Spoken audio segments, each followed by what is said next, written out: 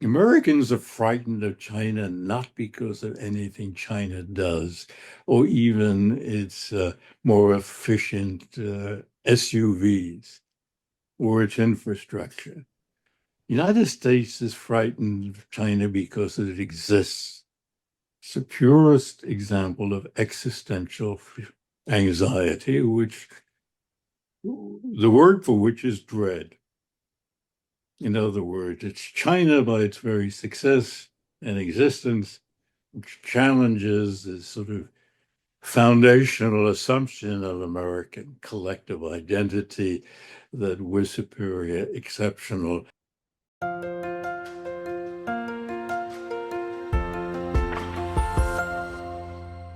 Hello, everybody. This is Pascal from Neutrality Studies, and today I'm talking again to Michael Brenner. Michael is Professor Emeritus of International Affairs at the University of Pittsburgh and a Fellow at the Center for Transatlantic Relations at Johns Hopkins.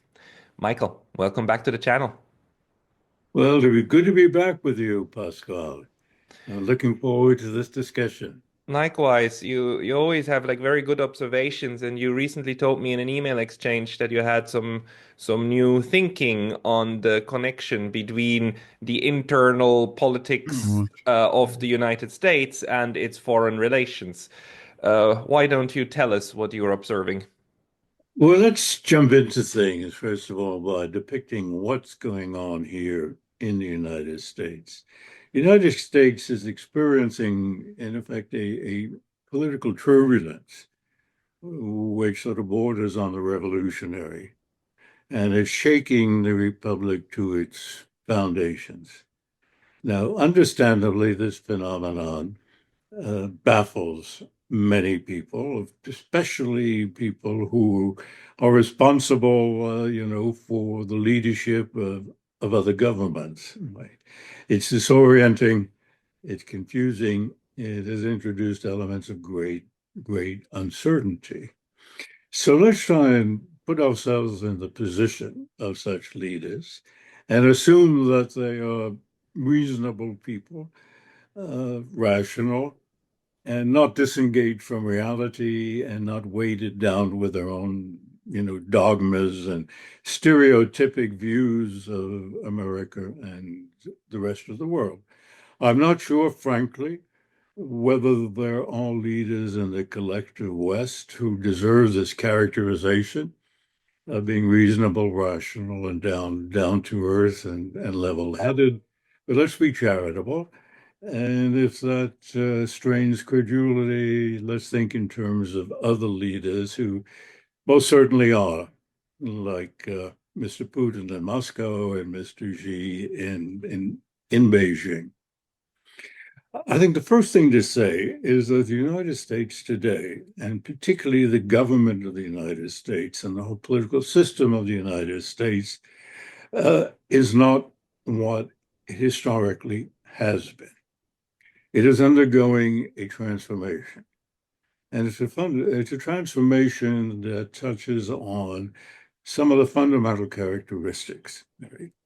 Yeah, I think it's fair to say that as of now, the United States is no longer a constitutional republic in the manner that it's been since its founding.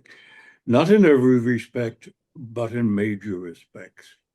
In effect, in functional terms, the United States today uh, operates and makes policy in an autocratic manner.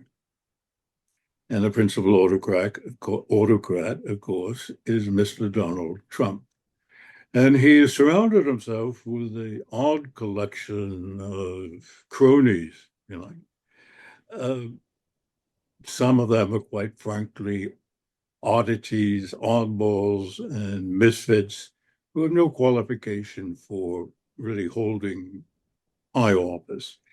In any case, he is not just the ultimate decision maker, but it's his impulses, his own sort of personal drives and needs, which determine how the United States government behaves, both domestically and abroad. So I think there are two things, a couple of things we should keep in mind in asking ourselves the question, how does another country, another government cope with this situation? Because the United States' presence in the world is still predominant. It's huge, if you like. And the United States certainly is not reverting to isolationism. It does continue to see its interests and have its concerns in really every corner of the globe.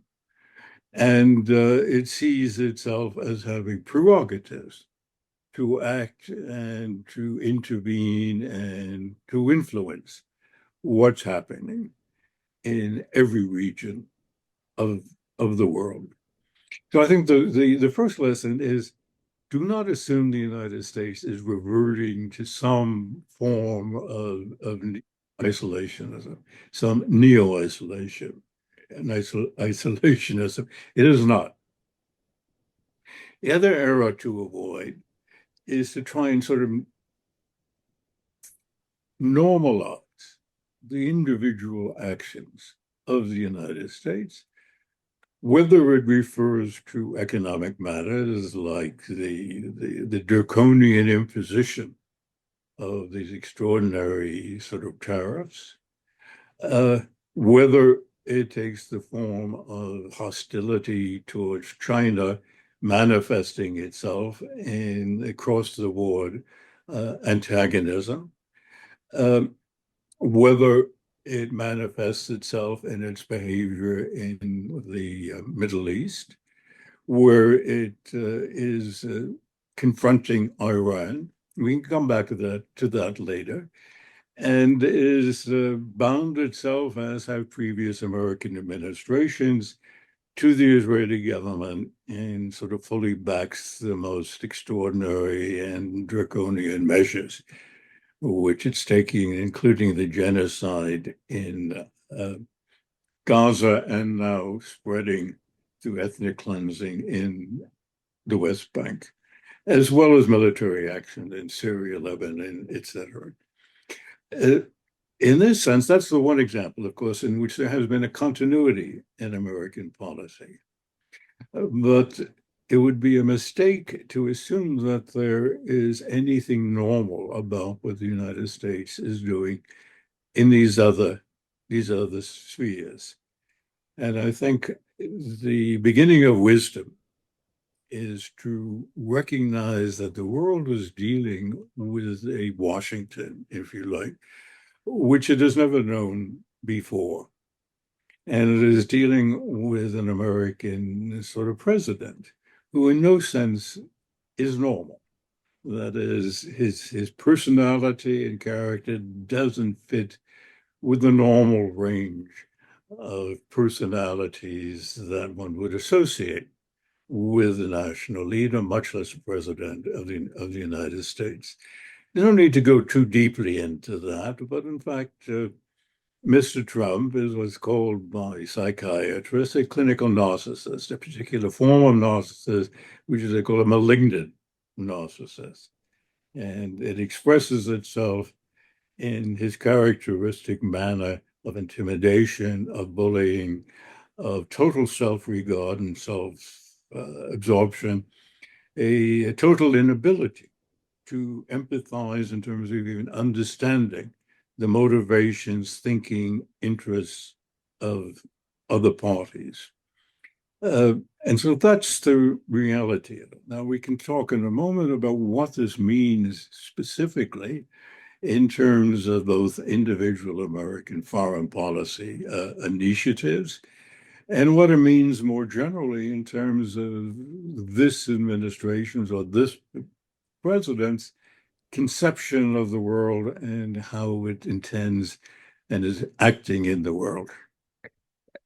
We should do that, but I would like maybe to ask you how you see the continuum of US foreign policy, because there's two schools out there, two schools. There's two thoughts out there. One says that Donald Trump is the inversion of the Biden administration and is completely different and actually has a completely new approach toward, especially when it comes to Russia, and a genuine wish to reconfigure U.S. foreign policy towards something that can live with especially the Russians. And Donald Trump's speech during his inauguration that the United States or his administration will be remembered for the wars they ended and the wars that they didn't get into and so on.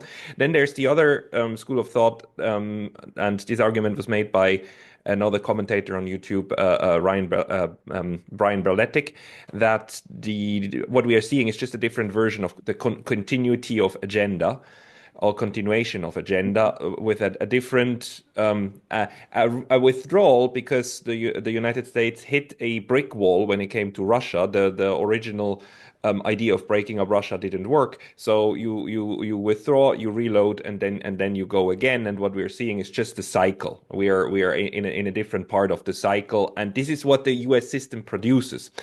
Do you think that one of the two sees it correctly, or how should we frame the long-term foreign policy under these very, very different administrations? Another depiction of today's American sort of attitude towards its external relations is by far the more accurate one. What we see are changes, style of manner. What we don't see is a reversion from an American approach to the world that represents a new strategic conception, much less a new model of how the world is ordered, how it functions, and what American stakes are. Mr. Trump and his associates are as dedicated to keeping the United States number one, which is a term which, of course, is shorthand in Washington for maintaining American predominance, whatever you want to call it, predominance, whatever. The methods for doing so are somewhat different, or let me put it otherwise. That is, it is an approach which wants to minimize any American fixed commitments. Fixed commitments and the obligations that flow from them are anathema to someone like Mr. Trump, both because he is Donald Trump and because a clinical narcissist resists any formal commitment, whether it be legal, whether it be in forms internationally in terms of a treaty, whether it entails pledges and obligations and so on, because it is constraining. And the imperative for a narcissist is to have complete freedom of action in order to filter out anything that challenges or threatens this exalted sense of self, and anything that limits their ability to do whatever they feel impelled to do in the world, to gratify this sort of enormous outside ego for grandstanding, for status enhancement, whatever. And so what people refer to neo-isolationism is not really isolationism.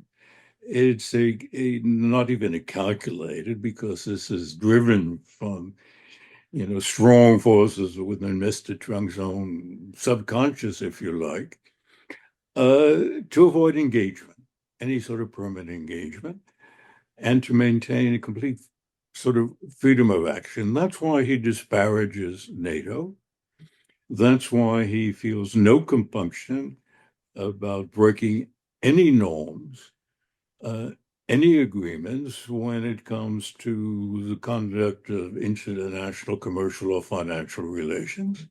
And this is, by the way, similar to what he's doing in the United States. Most of his sort of very prominent executive orders, which are always in the headlines, are illegal and are unconstitutional.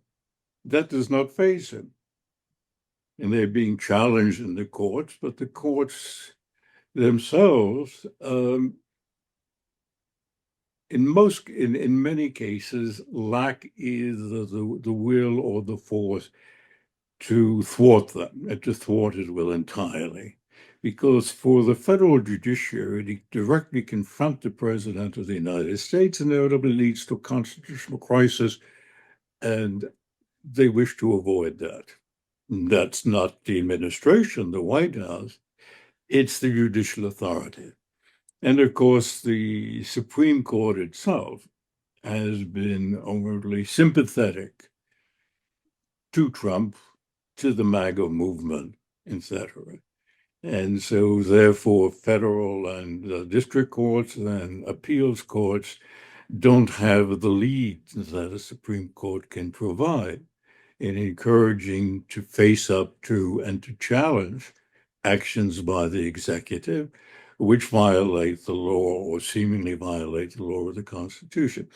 So, but this patent then expresses it overseas. One implication.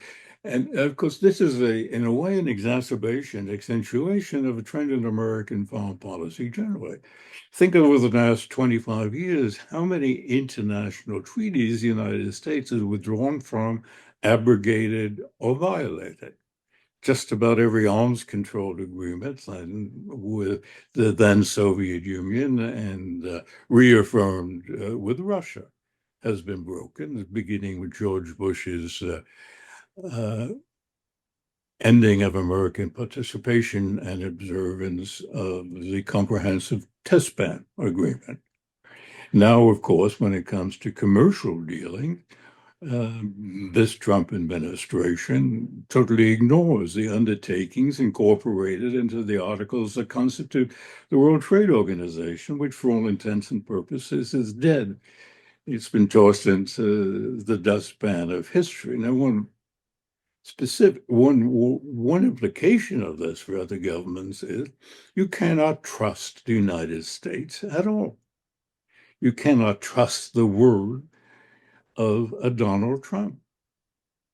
He changes his mind according to whatever is impelling him, both on domestic matters, on political issues, and abroad, with complete equanimity. And this should be understood. Yes, it should. I think so. I just wonder if I think what you're enumerating here is correct, but the propensity of the United States to break its own rules, its own promises and agreements is as you said, it's so old. The issue is that especially the Europeans and some the Japanese too have had historically a very hard time of seeing that, which is why they cannot or still cannot understand when Russia says we have been lied to time and time and time again, they think, oh no, you have all of these treaties and you were the ones who broke them. Like it's so symptomatic that the Europeans keep saying the Russians broke the Budapest Memorandum of 1994. And if you read the Budapest Memorandum, I mean, there's at least 4 or 5 paragraphs which all have been broken by the other side. By the Americans for instance, not intervening in Ukraine, right, and not creating political upheavals in Ukraine. All of this is in there. But now with this blatant approach, with this Donald Trump's all-out approach of I don't even care to pretend anymore, isn't that actually creating more clarity on the international stage of what contemporary U.S. foreign policy has been, is, and is probably going to remain into the future? Yes, as far as immediate actions are concerned, and those which have concrete effects on the United States as partners and allies, in some cases you might call them former partners, although still legal treaty-based allies, if you like. But it doesn't apply retrospectively insofar as the basic narrative on which all the Western governments have agreed in regard to Russia, for example, is still held by West Europeans and presumably, I believe, Japan as well. And of course, as you suggested, it's a fantastic view of history. And yet it is not seriously challenged among the political classes and certainly the political elites, whether you're talking about Great Britain, France, Germany, Scandinavia, anywhere in Western Europe, with the exceptions of Ireland and Spain.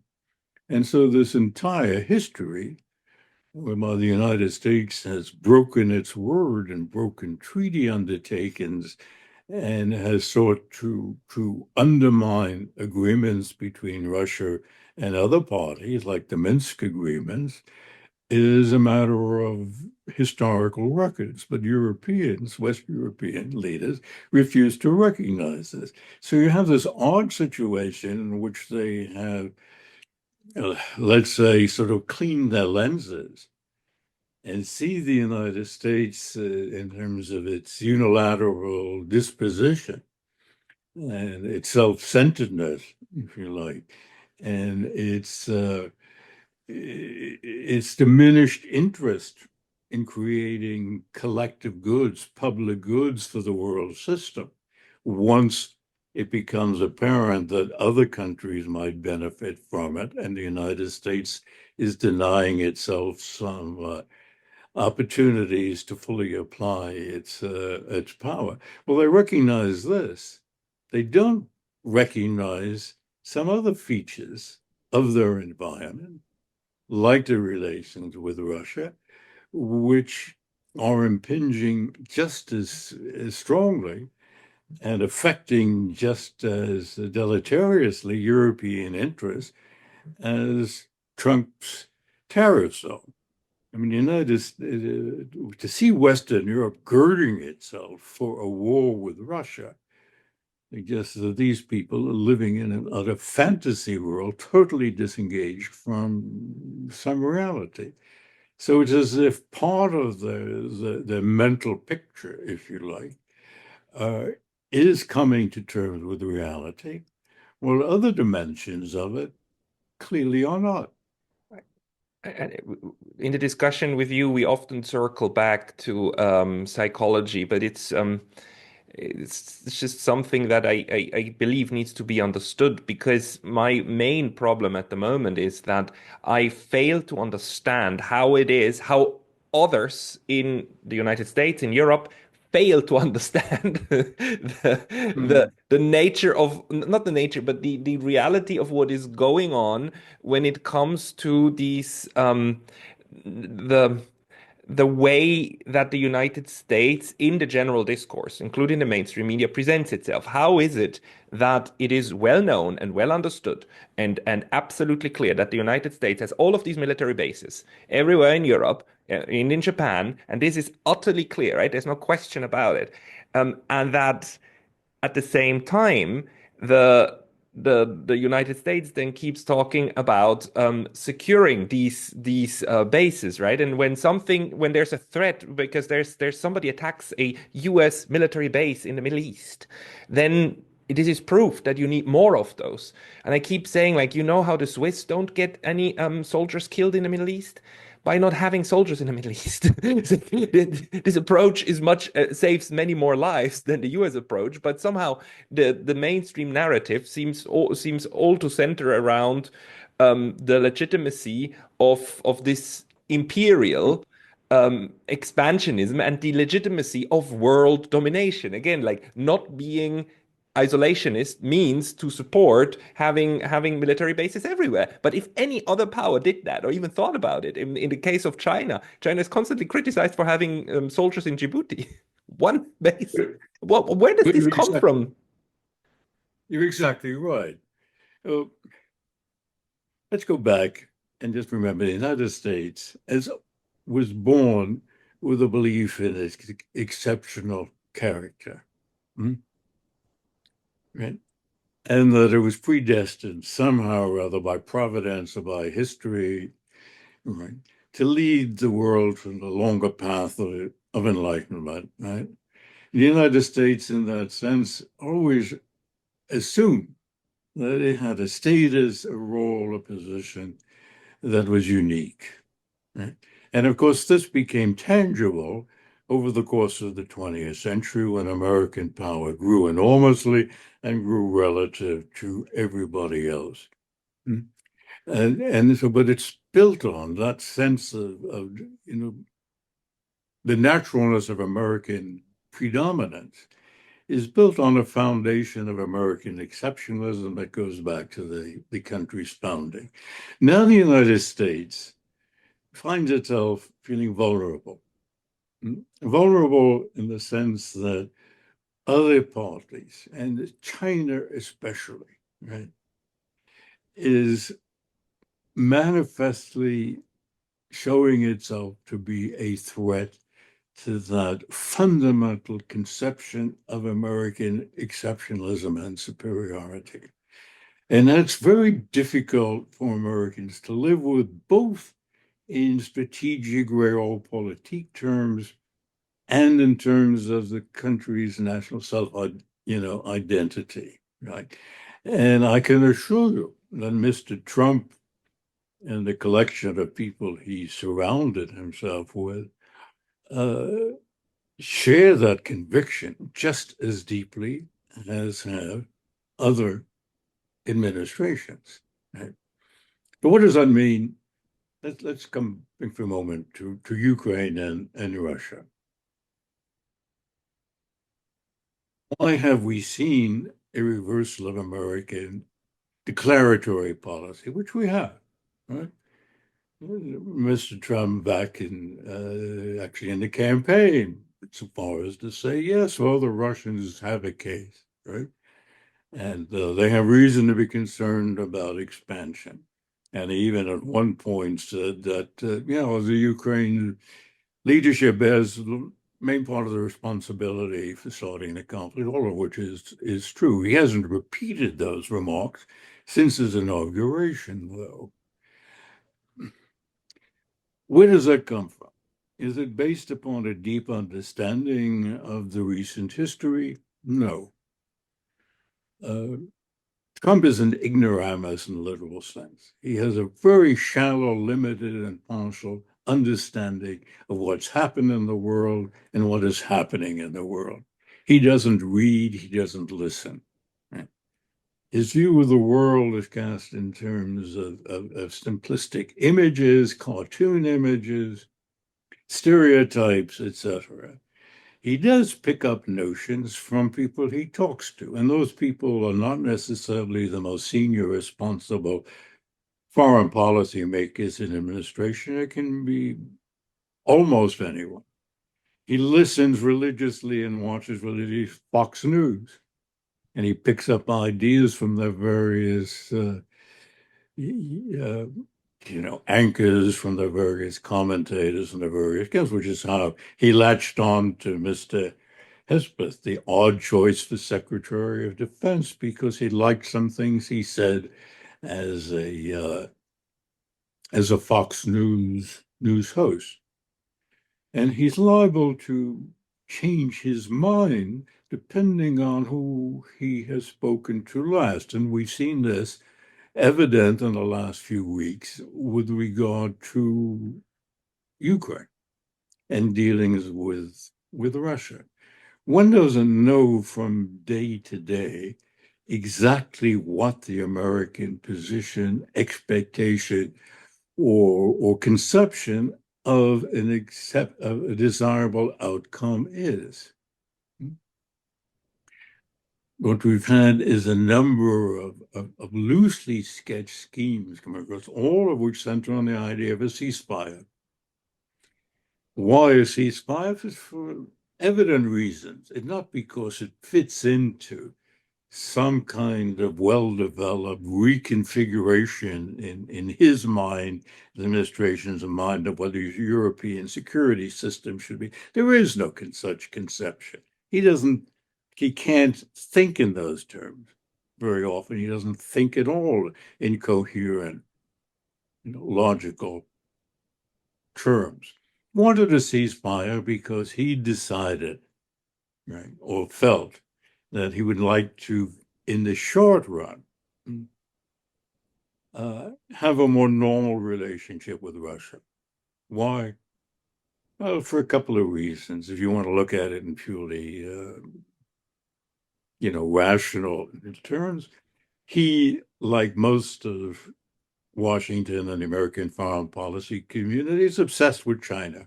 And they want to concentrate on it. What this means, of course, when you think about it, is very hard to say. What moving military forces, anticipating an all-out war with China. Of course, the Pentagon and others talk very much about this. It is now an official American document stated clearly in the last defense review that China is the main security threat to the United States, and the United States would have to prepare for the possibility of an all-out war with China before the end of the decade.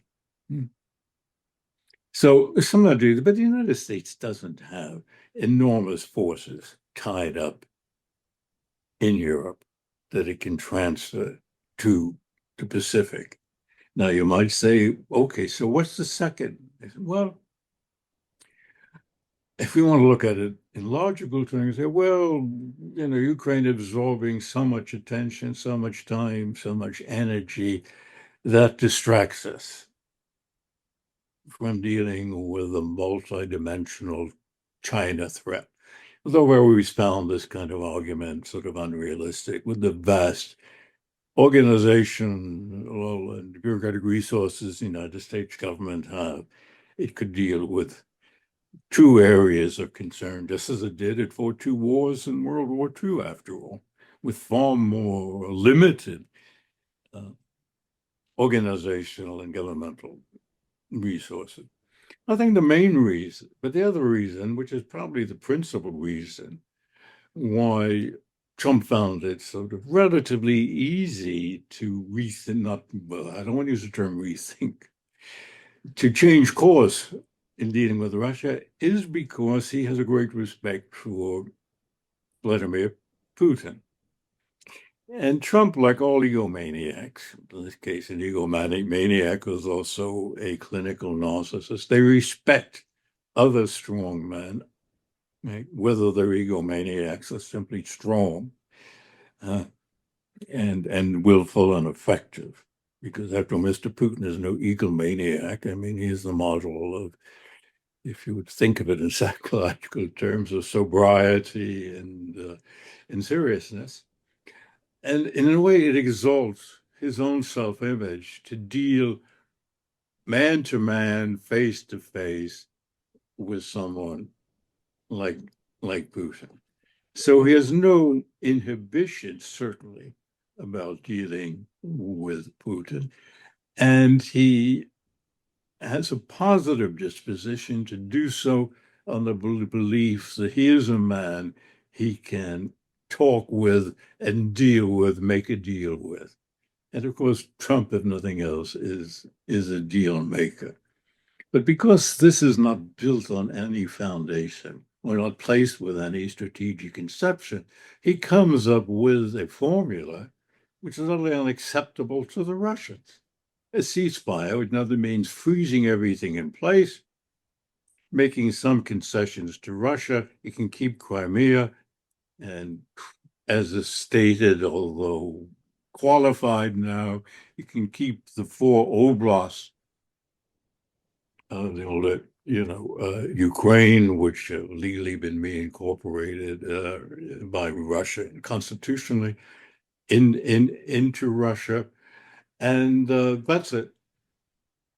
And where, That's it. Let me just to finish it, and that's it. And that would be a great deal for you, and some sort of vague notions, promises that we'll look after the other Russian-speaking, Russophilic minorities that would remain in the Ukraine, and then we can get together and have all kinds of these business deals.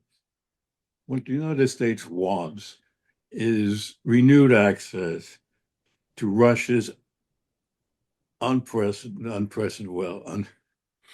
enormous natural resources, unmatched by anyone else. That's a driving economic concern. So in effect, the deal that's being offered is, look, we give you the Crimea, we give you the Oblast, we shake hands, right? We some promise that Ukraine will not enter NATO over the next 10 or 20 years. That's the Kellogg formulation, right? And meanwhile, we can do some lucrative business together between you and me. And also, you can diversify your both economic and security portfolio by re-engaging with the US and not having to rely so completely on China. That essentially what's being offered. And of course, the other thing to say about it, it's not something that he ran by or consulted Europeans about. So not only is this offer obviously unacceptable to the Russians, it's not even close to being acceptable to the United States' European partners, whose acquiescence and agreement would be necessary for this proposal to have even a semblance of credibility. So this is not diplomacy. It's not a coherent policy. It has absolutely no sense or logic to it. It's typical Trump behavior. And yet you have analysts and pundits and other government leaders talking endlessly about what really is on Trump's mind. Is this a new strategic conception? What's the underlying fundamental reason? Is there really a sophisticated thinking behind all of this on the plan? There isn't any. In terms of process, his administration does not deliberate. He doesn't even meet with his senior advisors to work through options and to come up with a strategy and individual tactical actions that be derived from it. His government doesn't work that way. Do you think the way the American political system works at the moment and the fundamentals are the two-party system, the government agencies and well, primary and secondary ones, then the federal system internally. Do you think this lends itself to continuity of what we're seeing now? Or do you foresee a breaking point in which the United States will necessarily have to change because the system is collapsing, in the sense that um, the Soviet Union collapsed because the Soviet model, the Soviet system failed to constrain the forces that undermined it from within, especially nationalism, right? I don't think that the United States could break up in nationalism because it lacks this national element of configuration. But Right. if the system, in another ways, doesn't manage to keep itself up and running, then it will there will be necessarily a change coming, or is the system such that it will remain in the saddle? And what we are seeing now, also what we've seen with the Biden administration, Trump before that, and Obama and Bush, this continuity, this stream of foreign policy will remain. I think we can say this. The American system today, as of today, has suffered grievous wounds from which it never will fully recover. That is, the United States political system as we have known it, right, will not be restored. The question is, will we get an approximation of what we had, or are we going to live in a state of political disorder? Those are the two possibilities, right? Interesting, and it's very hard to place one's bets on this. But in terms of drawing comparisons between what's happening in the United States or what might have happened in the Soviet Union or elsewhere, there are possible sort of three sources of destructive forces from which destructive forces that might emerge that endanger the viability of a political system. One external, a war, a major war, which you either lose or can sustain, like World War I, what it meant for Russia, Imperial Russia, right? Or it can be because of forces that emerge from the society itself, whatever form they might take. It could be radical revolutionary, the French Revolution, the Bolshevik, the Russian Revolution. It could be in the form of military coups or corporate fascism or so forth. That's not the case in the United States. There are elements of the last, but they're not most serious. The third, and this is, if not quite unique, is extremely rare, and I think this is what's happened in the United States, not just over the past 100 days or past 9 years, but it began much earlier, is the degeneration in the integrity and the sheer competence of its political elites. In other words, the disorder that's been generated in the American political system comes from the top, either through acts of nonfeasance, which I would argue go back to Barack Obama and his failure to appreciate another great financial panic of 2008 and 2009 generated forces or popular discontents which had to be addressed. And his ignoring them led to their being channeled into first the Tea Party movement and then its successor, the MAGA movements, and in a sense laid the basis for Trump, who won, don't forget, the election, while Obama was still president. And so to make more specific, you raise the question of the old American system of checks and balances, right? And the gyroscope on the American political system. Right? The system of checks and balances is proving, and we could even say has proven itself, not to be as effective a check and a brake on the abuse of power as we always assume. Right? The judiciary, particularly let's go. The judiciary has been compromised. And the lead has been from the Supreme Court. I mean, the most extraordinary thing is declaring that a president can commit any conceivable crime but cannot be prosecuted. There's nothing in American constitutional history or jurisprudence which justifies that. It was a majority of the court reaching that determination for their own biased reasons, and then creating a skimpy kind of legal scaffolding to make it look legitimate. Similarly, when they decided that a corporation was a human being, had all the rights of political expression that guaranteed human beings and citizens in the Constitution, which has opened the way for the great flood of corrupting money in American politics.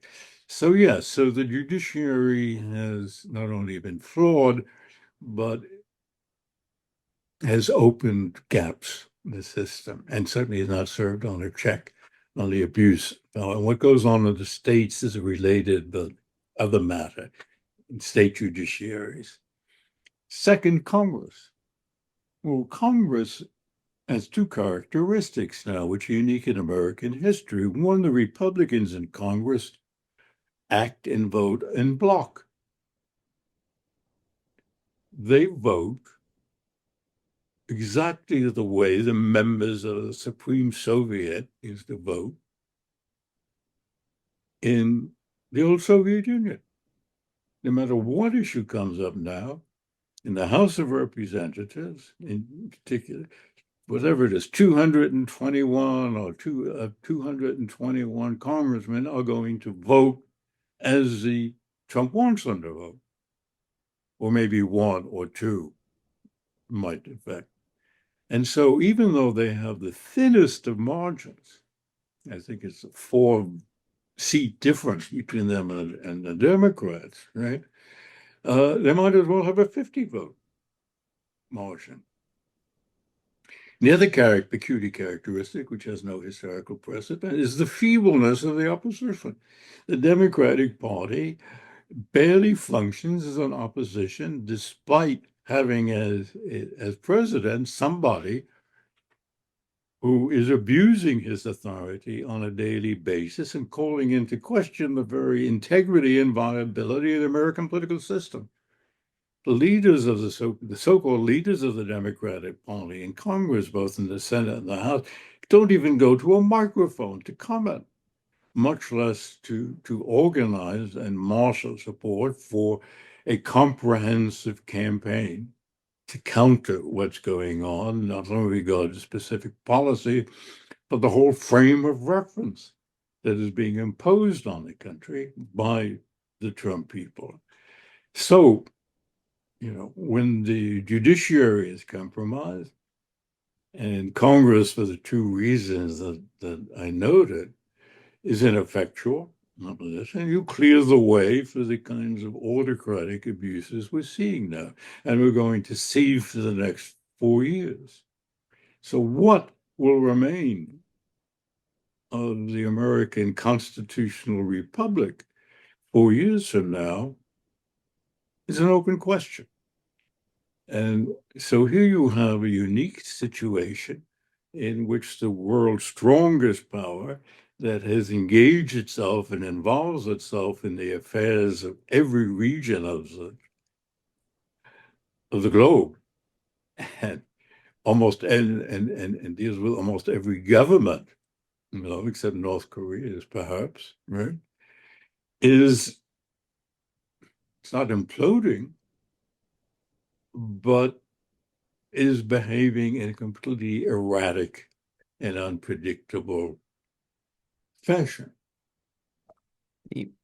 What I know this is slightly on a different note, but what's your assessment about the Israel factor in the internal politics of the US? Because you said the one thing narcissists try to avoid is to bind themselves, right, to constrain their own choices. But it seems to me that again, as in so many places, the Israel exception reigns supreme, because it seems to me that the US and Donald Trump has tied his fate to that of Israel for I mean, the only thing I can see is for the money given for political campaigning. How do you see that? Well, this is something which has developed over the last 60 years. The United States was not Israel's main supporter at the time of independence. That was really France, if you like.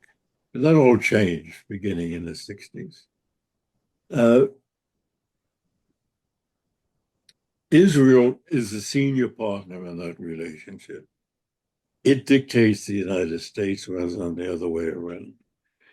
It is a perverse relationship, has no historical precedent whatsoever.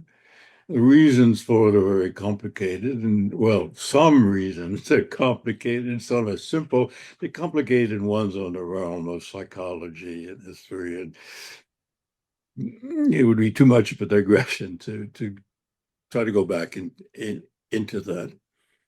But the other is they bought the American system. They bought the American political class through campaign donations coming not from Israel, coming from wealthy American Jews.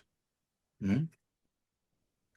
And that's why Mr. Netanyahu, in effect, an indicted war criminal, can come safely to the United States, be invited to address a joint session of Congress, and have 57 standing ovations when he pronounces, in effect, the lessons derived from the book of Joshua, which leads and justifies Israel's genocide of the Palestinians. And 57 times the American Congress gets up and applauds. So the Democrats did not stand up, although most of them are equally strong supporters of Israel. Well, some of them did, but no, they did stand up. I'm sorry. I was thinking of Trump's inaugural address, not inaugural, his address to Congress shortly the week after he was elected. No, when Netanyahu, they all stood up, Democrats and Republicans. In fact, until recent years, the Democrats were the favored party for the powerful Israeli lobby, if you like. That's because many of the wealthy sort of Jewish billionaires have always been nominal Democrats, which is historical reasons. It's a sort of inheritance of the New Deal and who supported and succored the Jewish minority in the United States when it didn't have the status, quite the status that it in position that it has now. But now, they control both parties completely. But this is, I mean, and this is where we circle back to the political system, because, I mean, this is not unique to the Zionist Israel lobby, right?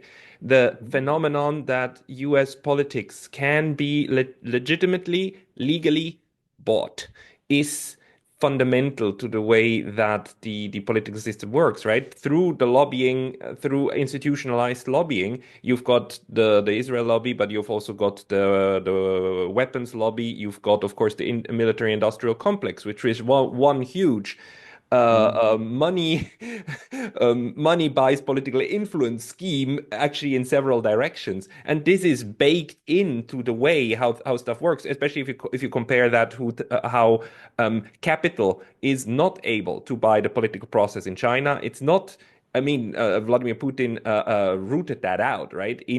In Russia, this influence of oligarchs, right? That's one of the major things he fought against in the last 20 years. The American system is part and parcel money politics. Yes, What does this do? this is true, but I mean, every open democratic system and many non-democratic systems are open to this kind of corruption. Mhm. But it's reached an extremity in the United States that the country never experienced before. And with reference to all of these lobbies and the extent to which money can buy the allegiance, the behavior of congressmen and candidates and potential candidates for the presidency or whatever office. And this is both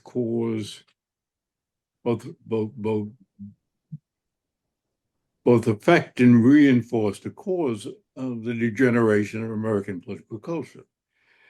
I mean, don't forget the United States did at times introduce measures which ran counter to the interests and preferences and actions of very powerful lobbies. Teddy Roosevelt broke the Great Trust back in the first decade of the 20th century. Look what Franklin Roosevelt, another renegade, if you like, of the so-called ruling class, although neither one was a capitalist, both were of Dutch ancestry and go back to the 17th century Dutch settlement of New York State, if you like. And so it's possible.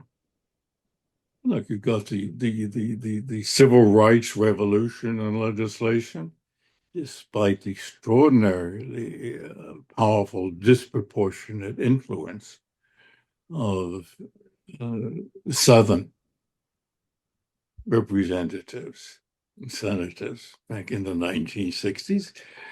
In response, yes, to agitation, but also because the people who had the most responsibility in the United States also had a measure of integrity and concern for the national interest. There's always a balancing act that goes on, the parochial as opposed to the general interest, the private and the public interest, if you like.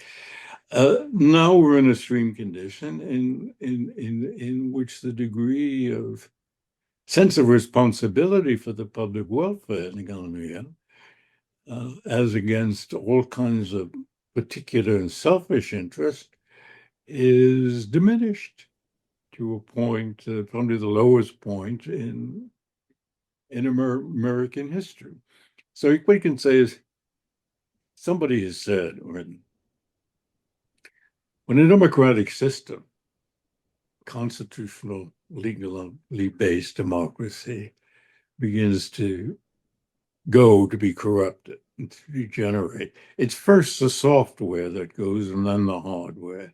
It is first the political culture that gets corrupted, which then becomes permissive of actual changes in the structure and the institutions, like the current abuse through the exercise of autocratic authority by Trump, despite the fact that most of his actions are illegal and are unconstitutional, as we said.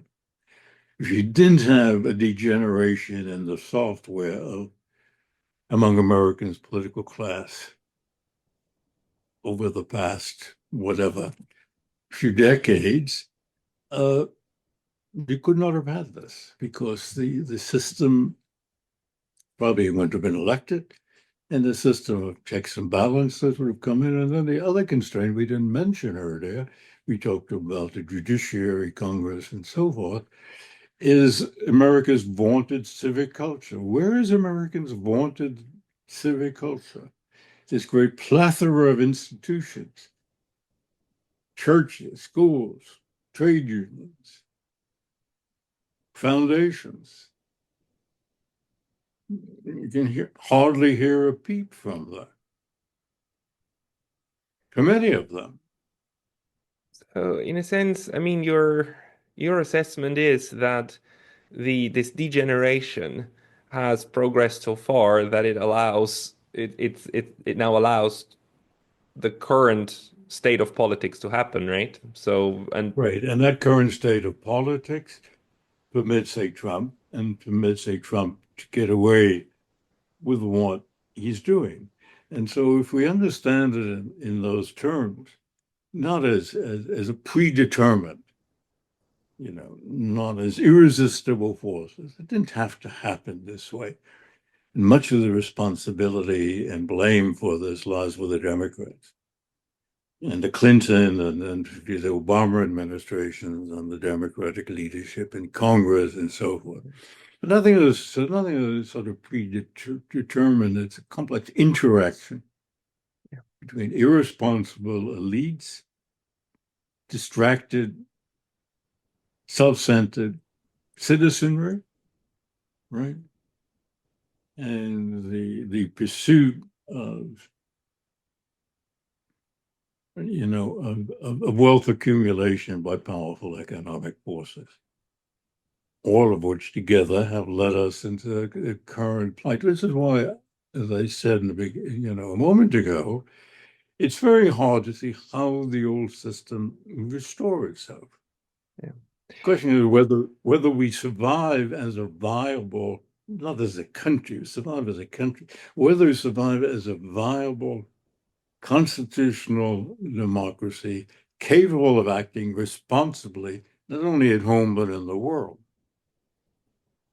Yeah, I do agree. I mean, I think the United States is at one of its most detrimental moments of national history for internal reasons, not for external ones, for internal ones. No, Um, no, I mean, what the United States is more secure today in basic, than it's ever been.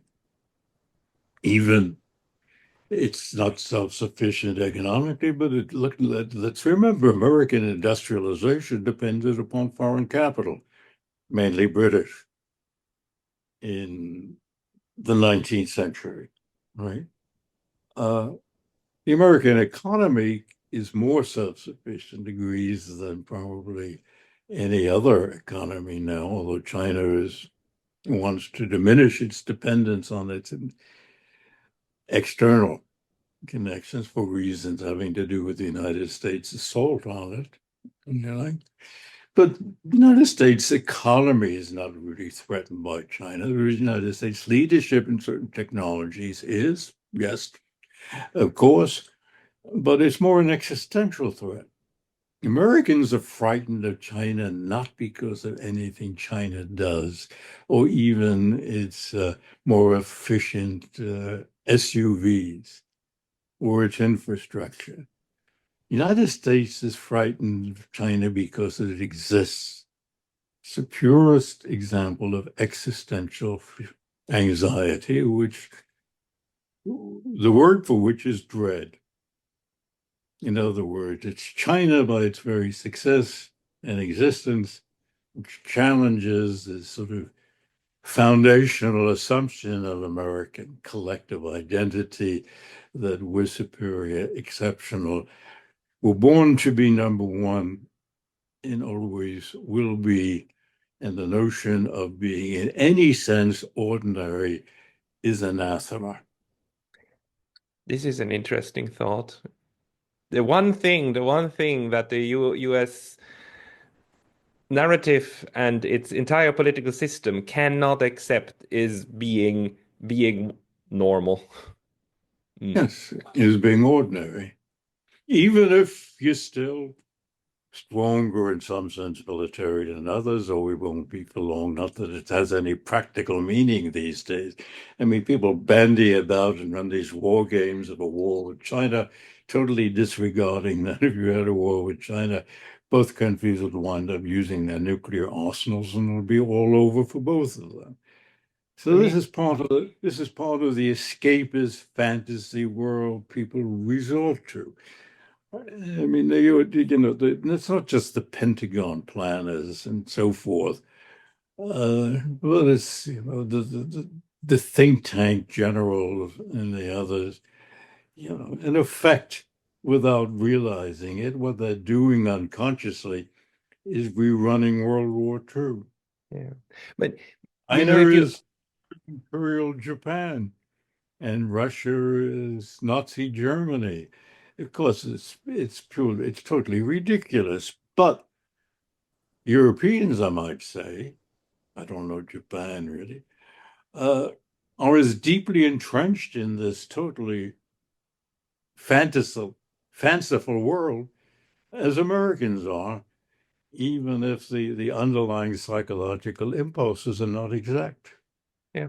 No, I agree. The psychology behind it, especially for the Europeans, is different. But the interesting thing to me now, what you said is that if your assessment is correct, then the most important thing to do for the other great powers, for Russia and China, is to let the Americans know and let the United States know it's okay to be ordinary.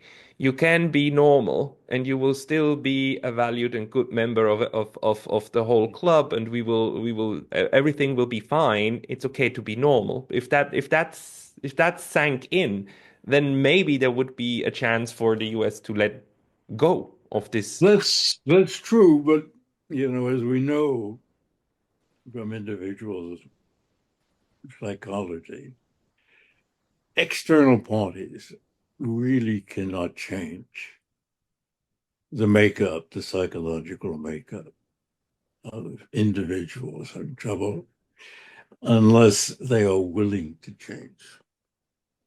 And the United States ultimately has to be willing to change, and there's no evidence that that it that it is. Now, seems to me the great dilemma, everyone puts everyone in a dilemma. The United States, for people who realize the cul-de-sac we've gotten ourselves into, worse than a very dangerous one, The dilemma is as you said, how do you reconcile the United States to new realities?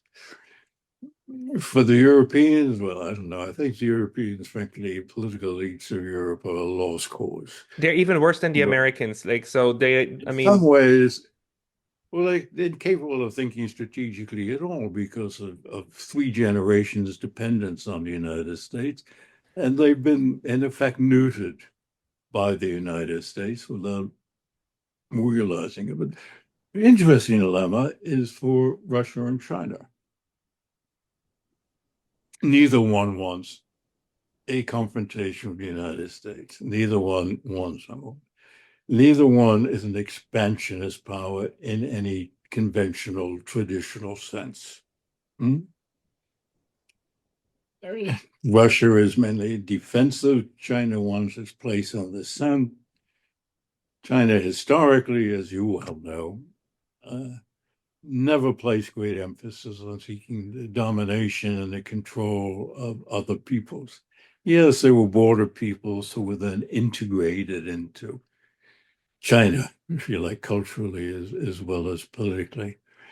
The great conquests were not really a primary concern or aim of Chinese dynasties. They want respect and deference. And, that's going to get you into some trouble and rivalry with a country like the United States, if you like. So there are basic, objective bases on one reasonable, enlightened leadership could reach over time and cultivate a set of understandings that would permit a peaceful coexistence and with considerable degrees of cooperation among the United States, China, Russia, and other countries of some consequence emerging, whether it be India, Brazil, whatever. While, if Europe wants to participate in some constructive way, of course, it'd be fine. If they want to live in their own fantasy world, it's a very lovely, comfortable place in which salubrious setting in which to indulge one's fantasies. But this can be done, but this takes a quality of leadership which doesn't exist anywhere in the West. yeah. Not only doesn't exist, it's hard to think of anyone in public life in any European country or West European country or the United States who is liable to even think in these terms, much less fashion and conduct a highly sophisticated diplomatic strategy rolling over a period of time. I think Xi and Putin are capable of it, meeting a counterpart. And Putin, in fact, has been offering an invitation to do exactly this since his Munich speech back in 2007. But there's nobody in the West who is intellectually or emotionally, politically capable of doing this. Who can you suggest anyone or in Japan, even somebody who's not currently in office or prospective head of government? There are a few people who are quite capable and who do have even an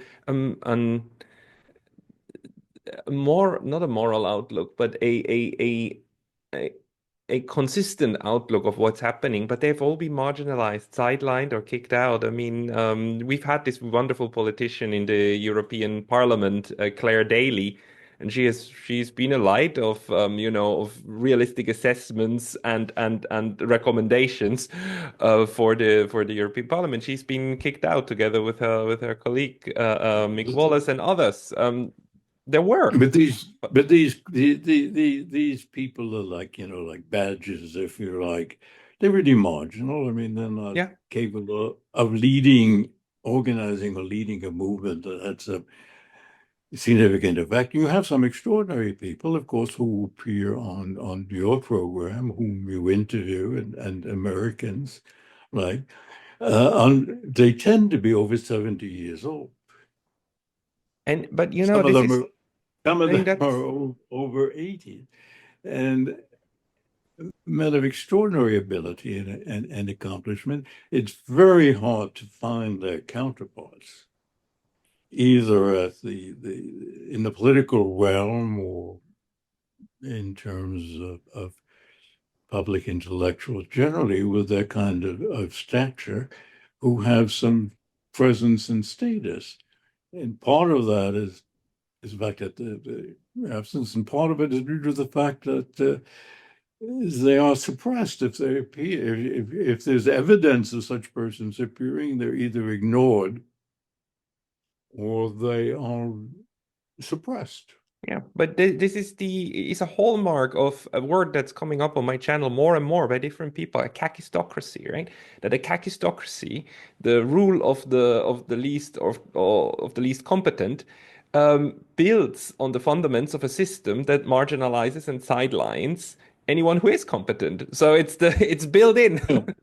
Anybody who is competent in terms of public affairs, Yeah. whether elected or non-elected.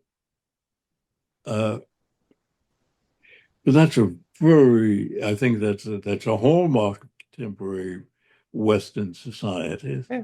How one explains it, though, I mean, is extraordinarily sort of difficult, challenge. And then, like, given the kinds of people who are leading some of our governments today, like Mr. Trump, would you prefer that they be competent or that they be incompetent? I mean, I would prefer, in a way, Mr. Trump being president than Mr. Vance being president. Depends. Even though Vance is not a clinically a psychopathic individual, rational.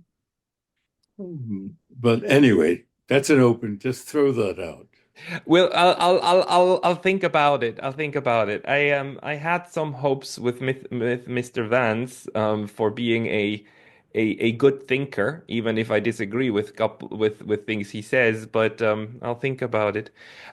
Michael, thank you very much for the insights. And people who want to read from you, is there a place where they should go where you publish your things?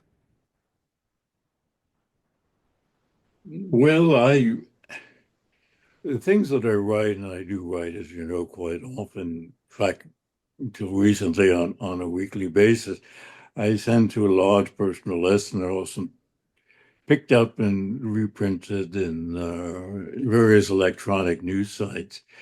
If there is some way that people could contact me, I'd be pleased to add them to the list. If you any way that you could pass on my email address, that's all it would take, but I don't know whether that's appropriate or No, I will certainly. technically feasible. I'll certainly do that. If anyone wants to get in touch and be on Michael's very useful email list, please write me an email and you'll be put on. Michael Brenner. Yes, we Thank know. you. We all know you email. We all know you email. Well, I can, once again, my thanks for having a chance to address so many concerned and attentive people and giving the liberty to speak freely and without inhibition. What you're doing is a remarkable public service. Well, thank you for that. And thank you for sharing your analysis. It means a lot to all of us. Michael Brenner, thank you for your time today. You